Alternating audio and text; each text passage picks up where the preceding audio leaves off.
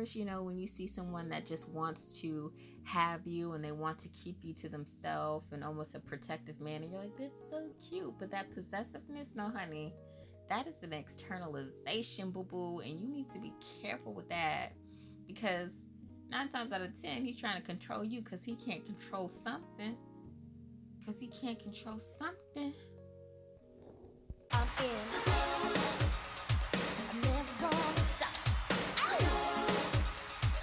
Get what I want. There was an aspect of possession to our relationship. There was a possessiveness that he yielded. And I feel like a lot of this stemmed from his insecurities, which furthermore fueled his trust issues, which furthermore was rooted in a possible low self-esteem or lacked confidence. Because when you're confident, when you're assured, when you're of high self-esteem, you don't really feel like anybody is your property or that you have to keep a tight grip on somebody. What did DMX say? If you love something, let it go. If it comes back to you, it's yours. If it doesn't, F it, you never know. But then he also said in another song, if you love something, let it go. If it doesn't come back to you, it never was. Like, it never was yours. So that's kind of how I look at things. And that's why, like, for example, when he says, oh, I'm going out and I'm getting active. And I'll be like, you're going out and getting active where? I'm going out in the streets. I'm not even going to continue to ask further. You say you're going to do this? You say you're going to do that? I mean, all I can do is trust in what you're saying, or really trust in myself to know how I will respond to any adverse or verse circumstance that becomes of this. But for example, with me, I went out with my girlfriend, Princess. He calls me. He's like, hey, what you doing? You in the car? I'm like, yeah, I'm in the car. I'm about to go with Princess. He's like, oh, okay, where y'all going? I'm like, we about to go out to eat. Go out to eat where? Bentos. What the hell is Bentos? It's an Asian kitchen. They sell sushi, so on and so forth. All right, where are they at? I'm like, there's one downtown. There's another in the town center. I think we're going to the one in the town center. Look, you want to come? He's like, nah, I don't want to come. He's like, they sell sushi. And I'm assuming at that point he was looking at the menu and, it was able to see the place and what they serve and how it looks, so on and so forth. But it's the fact that, that possession, and we're not even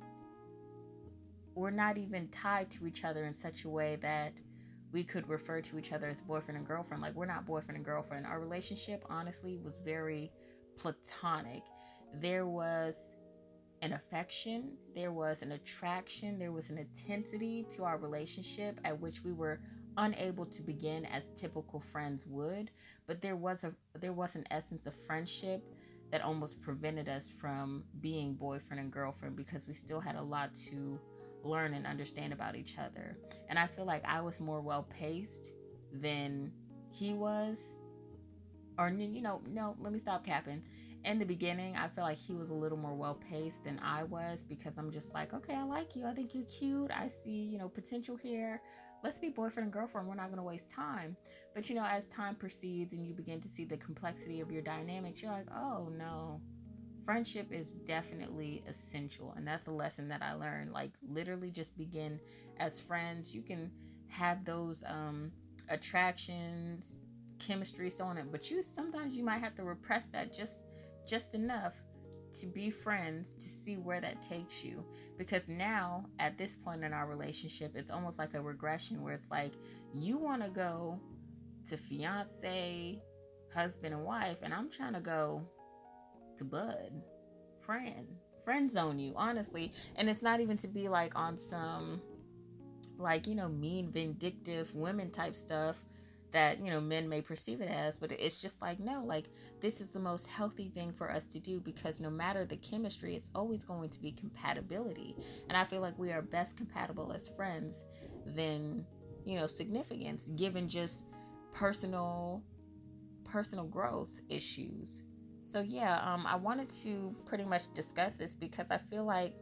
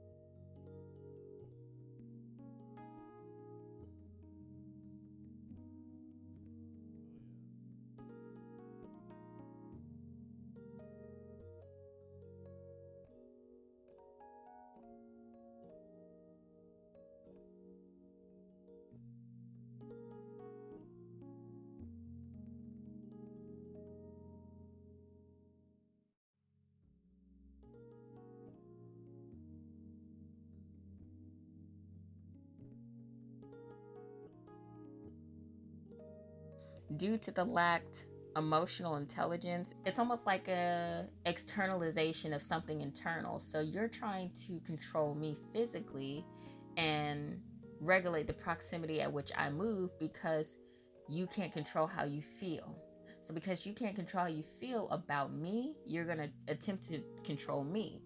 Or because, you can't control how I feel about you, again, you're going to attempt to control me when in reality, control yourself. Control your emotions, because this young man will say, I will fight for you. Like in the beginning, guys will be like, oh, let me know if somebody's messing with you and I'll handle it. I'm like, yeah, talk your mess. You ain't gonna handle nothing.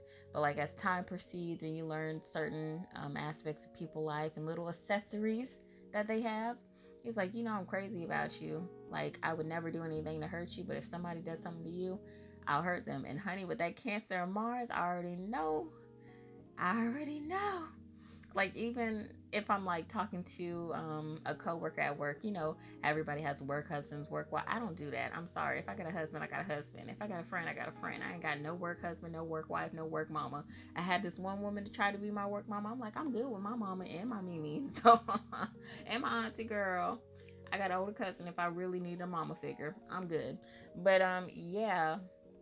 So there's this individual named Tommy, that's what we're gonna call him, and he's like probably 10-15 years my senior, maybe 8 years, I don't know. He's much older than me, but I think for my male significant, he feels intimidated because he knows that I prefer older men. He knows that I prefer a certain level of maturity per se, because I wouldn't necessarily say that I like older men. I could find a 22-year-old that has the mentality of like a healthy 38-year-old, you know what I'm saying? So he just, just that insecurity and that low self-esteem and that lack confidence comes into play to where you just feel like you need to have dominion over me in my life. And the thing about it is, I think I really just want him to see me for me, because he sees me as this pinnacle of perfection, femininity, because I'm something completely different than what he's accustomed to. And that's something that I naturally yield. Like I said, in terms of astrology, my Libra sun, my Virgo moon, my Taurus rising, Scorpio descending, so on. Like I give off that femininity that is unparalleled to what he is accustomed to. City boy, country girl. But just because I am far different than what you're used to, it doesn't mean that I'm this falling angel. And I shouldn't be held to a pedestal at which you feel inadequate to me, at which we are not equals. And like I said in my previous video, I really need someone to be my equal. Maybe just a little bit above me. That's just me and how I feel at times in terms of like, I don't know, that masculinity. Like I want to feel like you can lead me. So I just need you maybe just a little bit above me. But at the same time too, I'm like, nah, bring it back down, because we can still be equal, but yield equality differently to where it feels like, oh, you have a priviness to this area where I have a priviness to another. So yeah, I feel like I'm rambling at this point, but I just thought that was so interesting, because I'm just like, at first, when you see someone that just wants to have you and they want to keep you to themselves and almost a protective manner, you're like, that's so cute. But that possessiveness, no, honey, that is an externalization, boo boo, and you need to be careful with that, because 9 times out of 10, he's trying to control you because he can't control something.